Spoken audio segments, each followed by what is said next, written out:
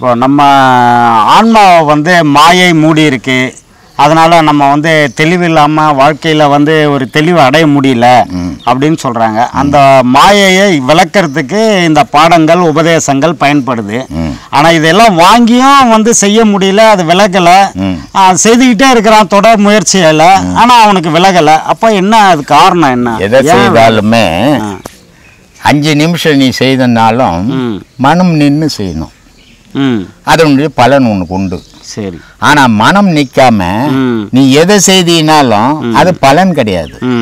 அது மாதிரி நீ தெய்வீகத்துல இருக்கணும்னுட்டு ஊர் ஆசையெல்லாம் உன் மனசுல சேர்த்துக்கின உட்காந்து நான் தெய்வத்தை பண்ணேன்னா ஒருபோதும் பண்ண முடியாது. நான் தான் சொல்லிக்கிறேன், தெய்வத்தை அடையணும்னா நீ இந்த உலக விஷயத்தை இழக்கணும். இழந்தால் மட்டும்தான் அது கிடைக்கும். சரி. நீ உலக பொருளெல்லாம் உனக்கு ஓணும், உலக பேரெல்லாம் உனக்கு ஓணும், உலக புகழெல்லாம் உனக்கு ஓணும். தெய்வத்தை வழிபட்டால் ஒப்புக்கு வழிபடலாம், உண்மைக்கு வழிபட முடியாது. மிகப்பெரிய ஞானின்னா எல்லாத்தையும் திறந்துடணும்னு சொல்கிறாங்க. அவங்க வந்து ஆடையை கூட திறந்து நிர்வாணமாக போகிறாங்க. அதனால என்ன பயன்? ஏன் அவங்க அப்படி பண்ணுறாங்க? துறந்தன்னுட்டு யாருமே துறவி, நான் ஏற்கனவே ஒரு வீடியோவில் சொல்லிக்கிறேன், பட்டினத்தார் துறவி அப்படின்னு சொல்கிறாங்க. ஆனால் பட்டினத்தார் துறவி கிடையாது. துறவின்றவன் இந்த உலகத்தில் ஒருத்தரும் கிடையாது. துறவி ஆனான்னா உயிரோடு இருக்க முடியாது அப்படின்னு நான் ஏற்கனவே சொல்லிக்கிறேன். ஏன்னா துறவி நீ எதை துறக்கிற, உனக்கு எது பிடிக்கலையோ அதை துறக்கிற, ஆனால் எல்லாத்தையும் துறக்கல. இப்போ பட்டினத்தார் வந்து ஒரு துறவி. ஆமாம். அவர் ஏன் அவங்க அம்மா கோசம் அந்த ஊரையே சுற்றி வரணும்? அவங்க அம்மா செத்த பிறகுதான் உஜ்ஜினிக்கு போனார். அவங்க அம்மா சாவர வரைக்கும் அந்த ஊரையே 1000 திட்டு வாங்கினா 1000 சாப்பாட்டு கஷ்டப்பட்டு அந்த ஊரையே சுத்தினாரு. அவர் எப்படி துறவி ஆக முடியும்? அம்மா அவனுடைய ஆசையை வச்சுக்கணும், எப்படி துறவி ஆக முடியும்? வாக்கு கொடுத்திருக்காரு அம்மா. வாக்குனே துறவிக்கு போய் வாக்குனே வாழ்த்து. அவங்க அம்மா போகும்போது தெய்வ வாக்கு மட்டும்தான் உனக்கு ஓணும். உன் வாக்கு எல்லாம் இந்த உலகத்தை செல்லாது. நான் மட்டும் 1000 வாக்கு பெரிய கோடீஸ்வரன் ஆயிட்டோன்னு சொல்லிக்கிறேன். அதனால அதுக்காக தேடிங்கிட்டா கடவுளை தேடுறவனுக்கு உலக வாக்குன்னா நிச்சயம். கடவுள் வாக்கு தான் பெருசு, உன் வாக்கு பெருசு கிடையாது. உனக்கு பற்று இருந்தது, அதனால நீ சுத்தி அந்த அம்மா இறந்ததுக்கு அப்புறம் பற்று போயிடுச்சு உனக்கு, நீ கிளம்பிட்ட. ஆமா. அப்போ துறவின்றவன் இந்த உலகத்துல யாருமே கிடையாது. எல்லாரும் சும்மா சொல்லுவான், வீடு பிடிக்கல, வீட்டை விட்டு நான் வெளியே வந்துட்டேன்னா துறவி. ஆனா எனக்கு தெய்வ பற்று இருக்குது, நான் எப்படி துறவி ஆக முடியும்? துறவின்னு ஒருத்த உலகத்துல கிடையாதுப்பா. துறவின்னு போனந்தான், அதுதான் எல்லாத்தையும் திறந்துச்சு, தான் உயிரை கூட திறந்துச்சு. அதுதான் துறவி. போன மட்டும்தான் துறவி. உயிர் உடல்ல ஓடுறவ எவனுமே துறவி கிடையாது. எதையோ ஒண்ணு பிடிச்சுன்னப்பான். இப்போ நான் வீடு குழந்தை குட்டி எனக்கு ஓணும். ஆமா. நான் சும்மா நான் ஒரு குடும்பஸ்த மாதிரி நடந்துக்கிறேன். சரி. நீ துறவி. ஆனா இந்த ஊடு வேணா, ஊரு ஓணும் உனக்கு. ஆமா. ஆனா என்னல இருந்து நீ மாறுபட்டுதாங்கிற, அப்ப நீ துறவியா? இல்ல. துறவின்னு ஒருத்தன் கிடையாது உலகத்துல. துறவினா போனோம். இப்போ அருட்பிரகாச வள்ளலாறு ஒரு இதுக்கு போயிட்டு வரும்போது அந்த தெருவில் உட்காந்துட்டு இருந்த ஒரு சாமியார் எல்லாம் வந்து ஆடு போகுது மாடு போகுது மனுஷன் போகுது. அப்புறம் வள்ளலார் வர்ற பையோ மனுஷன் வரான் துணி எடுத்து கட்டிருக்காரு இல்லைங்களா? அது அவருக்கு என்ன பேருங்க? அதுதான் மனுஷன்னு பேரு அவருக்கு. யாருக்கு? வள்ளலாருக்கு மனுஷன்னு பேரு. இவருக்கு நம்ம மனுஷன் மாதிரி இருக்கிறோம். ஆனா நாய் மாடு கோழி கொக்கு இருக்கிற குணங்கள் இருக்குது.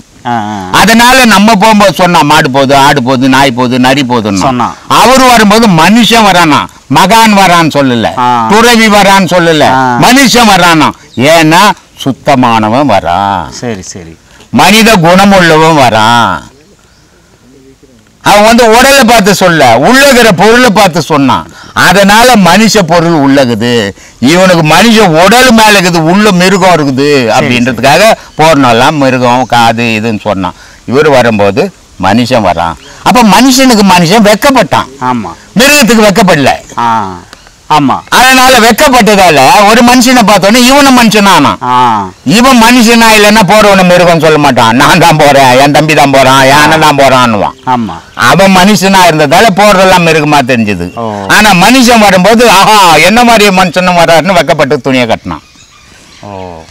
அதுதான் எதுக்காக அந்த துணியை எடுத்துட்டு நிர்வாணமா இருக்கிறாங்க நிறைய துறவிகள் அது மாதிரி இருந்திருக்காங்க. ஆமா, இப்போ இங்க நாய் நரி பேய் பிசாசு இருந்ததுன்னா நான் துணி கட்டியிருந்தேன்னா அம்மனை கட்டிய பத்துந்தானா ரெண்டும் ஒண்ணுதான். ஒண்ணு எனக்கு வெக்கம் கிடையாது. ஆனா வேற ஒரு ஊர்ல இருந்து 2 மனுஷன் வந்தான் நான் என்ன பண்ணுவேன்? வெக்கம் வந்துடும், துணி கட்டுவேன். அது மாதிரி அவன் என்ன பண்ணான், போறதுனால மிருகமாக இருந்தாலும் இவன் நிர்வாணமா இருந்தான். மனுஷன் வந்தவொடனே துணியா கட்டிக்கணும். அதான் வித்தியாசம். சரி, ஆனா அந்த நிர்வாணத்தினால ஒன்னும் கடவுளுக்கும் அதுக்கும் தொடர்பு கிடையாது. மனசுக்கும் அதுக்கும் தொடர்பு உண்டு. நிர்வாணமா இருந்ததால மனசுக்கும் அதுக்கும் தொடர்பு உண்டு. பற்று இல்லாத இருந்த மனம் அது. நிர்வாணமா இருக்கும்போது பற்று இல்லை, எது மேல துணி போட்டுக்கணும், அதை பாட்டுக்கணும், அவன் பாக்குறான் இவன் பாக்குறான்ற பற்று இல்லை. அதனால அவன் நிர்வாணமா இருந்தான். ஆனா நமக்கு பற்று இருக்குது. அயன் பண்ணி போட்டுக்கணும், புது சட்டை போட்டுக்கணும், முடிய வெட்டிக்கணும், மீசெல்லாம் முறுக்கிக்கணும், இதெல்லாம் நமக்கு பற்றுகள். அதனால நம்மளால நிர்வாணமா இருக்க முடியல. ஏன்னா நம்ம சராசரி மனுஷன். சரி சரி, நமக்கு இந்த ஆசையெல்லாம் இருக்கதான் செய்யும். சரி சரி, மகானுக்கு வந்து அது கிடையாது. அதனால அவன் நிர்வாணமா இருந்தான். ஜெயின மதத்துல பாத்தீங்கன்னா ஆணு பெண்ணு எல்லாம் நிர்வாணமாவே போவாங்க. அவங்களுக்கு குறுக்க ஒரு துணி மட்டும் மூடிக்கின்னு போவாங்க, இட்டுன்னு போவாங்க, நிர்வாணமா தான் போவாங்க. காரணம் என்னன்னா பற்றற்று இருக்கிறாங்க. ஆனா இந்த உலகம் பற்றற்று இருக்குதுன்னு ஒத்துக்காது. அதுக்காக ஒரு திரை புடிச்சுன்னு போவாங்க. அவங்க போகும்போது நல்லா பற்றோட இருக்கிறவங்க, பற்று இல்லாதவங்களுக்கு ஒரு துணி திரை புடிச்சுன்னு போவாங்க. ஆனா அவங்க நிர்வாணமா தான் போய் நிற்பாங்க. ஏன்னா உலகம் அவங்களை பாக்குதா பாக்கலையான்னு அவங்க யோசிக்கிறதே கிடையாது. அது முறையான விஷயமா? ஏன் அதை அப்படி பண்ணணும்? வேணான்றது தானே. உடல் அழிய போற உடலையா, இது என்ன பாதுகாப்புக்குது? இல்ல மத்தவங்கள பாக்கணுமா? மத்தவங்களை பத்தி அவங்களுக்கு கவலை இல்லை. அவங்களுக்கு தேவை கடவுள் தானே. நீ அதான் மத்தவங்களை பார்க்கும் போது நீ சராசரி மனுஷன் ஆயிடுவ.